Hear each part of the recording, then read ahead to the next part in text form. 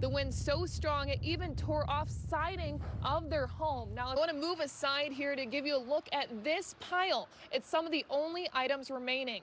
Down by this lettering, there's still some of that red spray paint that has been left behind. This used to be used for cars, and now it's being used for bicycle traffic. Now it's also pushed that parking away from the curb and out towards the street, where that does not mean beachgoers can still use this side, as it will be blocked off.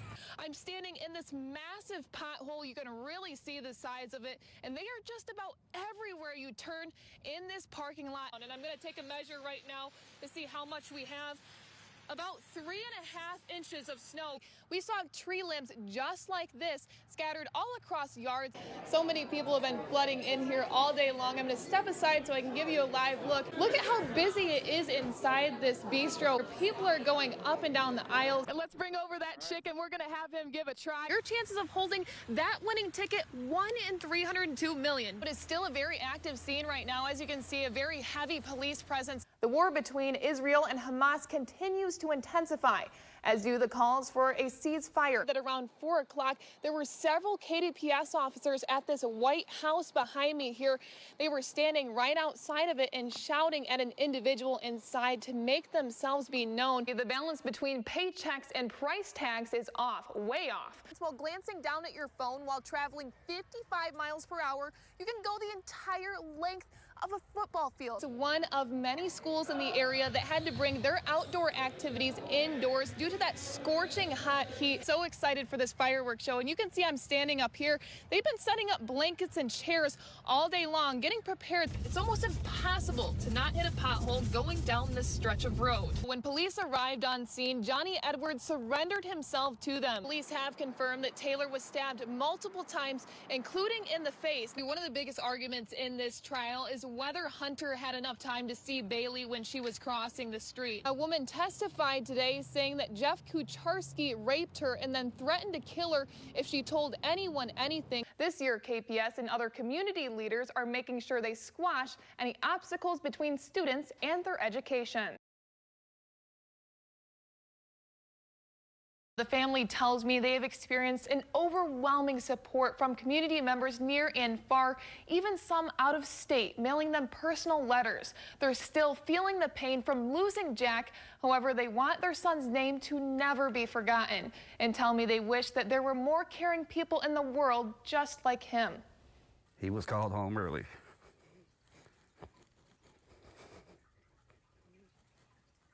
I don't know why, but he was. It's been rough. I mean, we lost our son unimaginable. You're not supposed to bury your kids.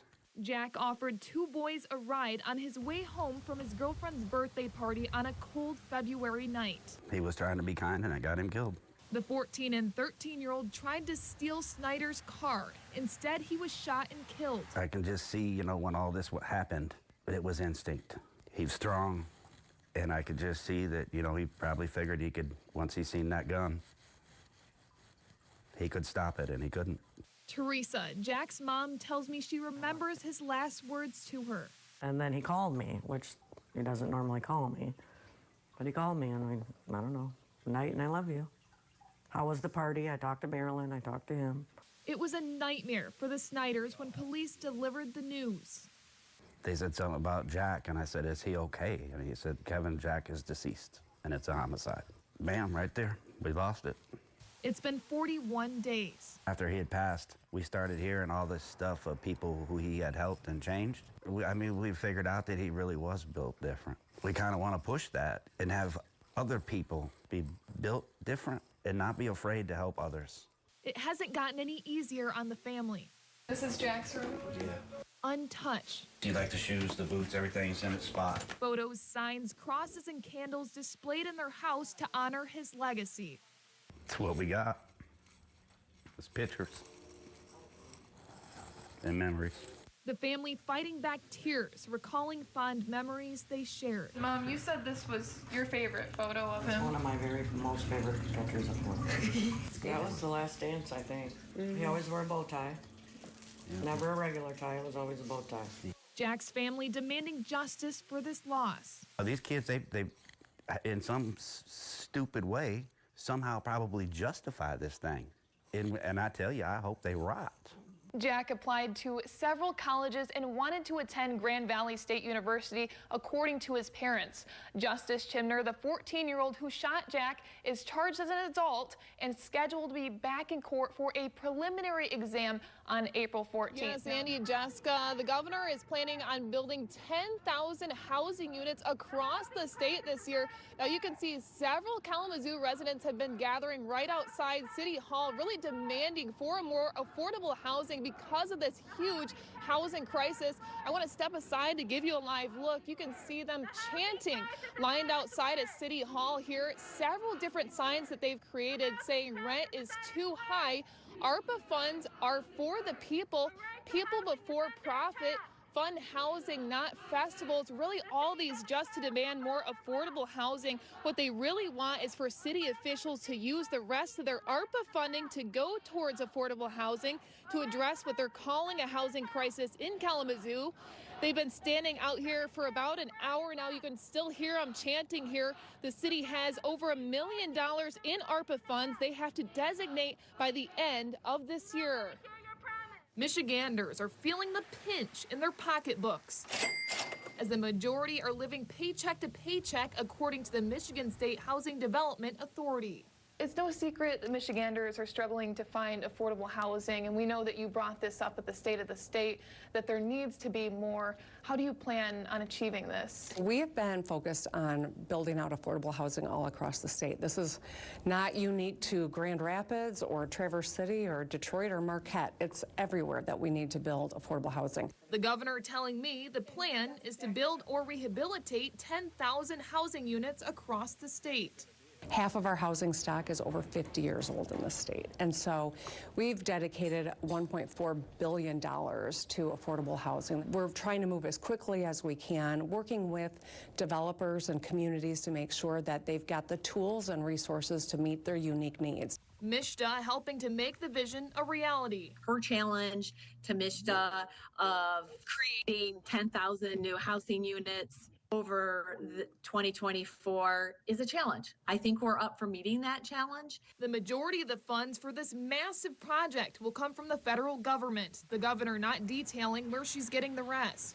Is this something that taxpayers will have to cover? No, there are no new, resources needed. We're able to do this within the budget that we are projecting right now. How much will those homes cost a future buyer? It's so hard to answer your question. It depends on what the apparatus looks like for building it. According to Mishta, since 2010, Michigan home costs have shot up 40%, while wages have only slowly increased to 14%. Whitmer says a proposal in her 2025-2026 state budget, giving every high school graduate the opportunity to learn an associate degree at a community college tuition-free, will help bridge the gap.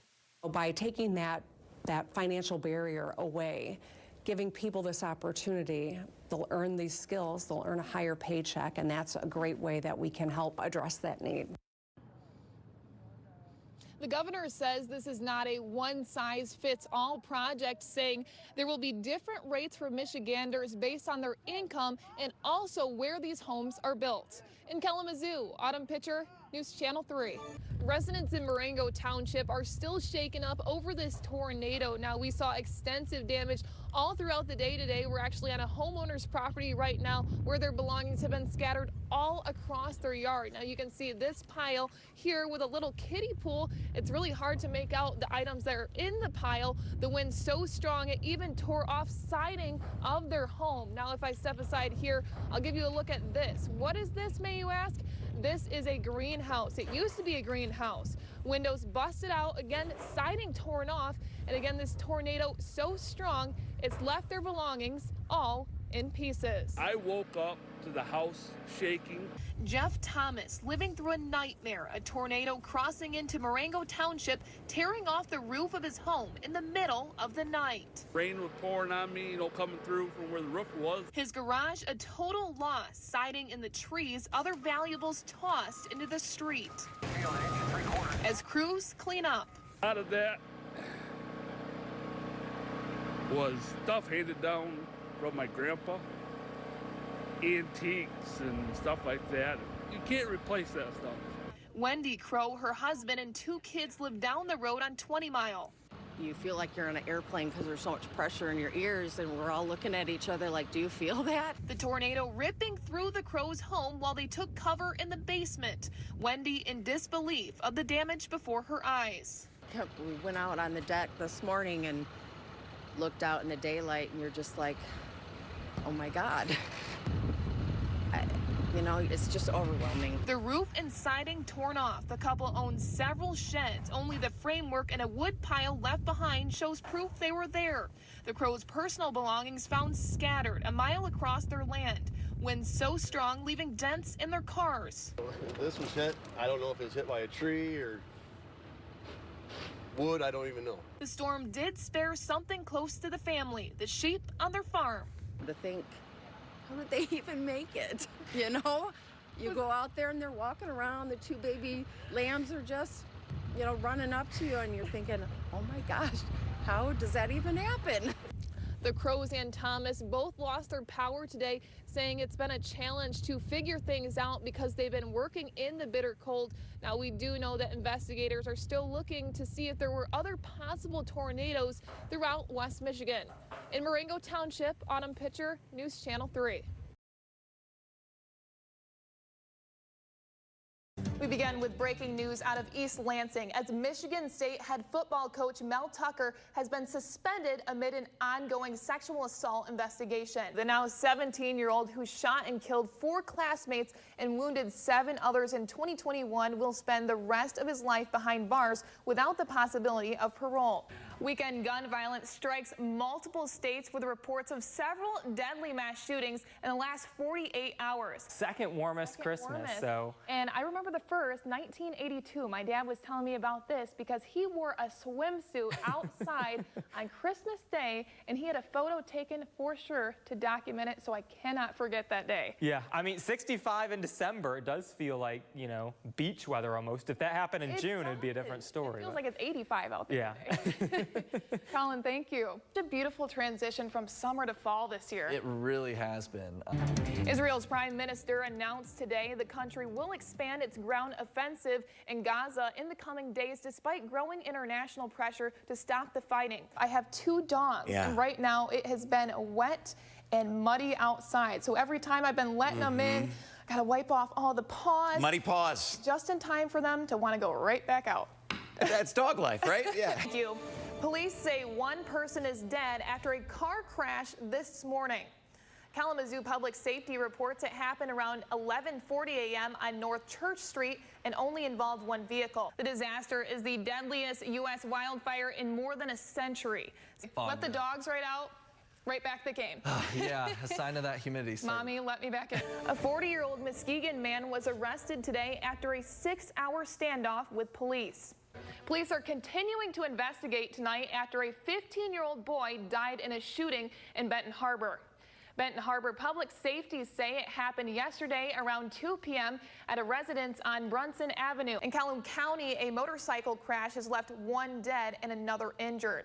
Calhoun County Sheriff's Office reports it happened around 4 p.m. this afternoon on Michigan Avenue near Limit Street. Deputies found 1 motorcycle with 2 individuals off the side of the road. Medical officials attempted to save the passenger, but the person was pronounced dead on the scene. The ongoing strike between Hollywood writers and the studios could be nearing an end. The WGA and the association representing the studios were set to resume talks today, and industry trades say they are close to a deal. I love this time of year because it's still warm and you get to see the changing colors of the leaves. It's that perfect time. You get the best of both worlds. Another bonus, the bodies of water, lakes, they're still pretty warm right now. 1 person is dead after a collision in Kalamazoo this morning. According to the Kalamazoo County Sheriff's Office, it happened at the intersection of Douglas Avenue and West C Avenue at around noon today. Deputies say a pickup truck attempted to turn left onto West C Avenue and hit a motorcycle heading south on Douglas.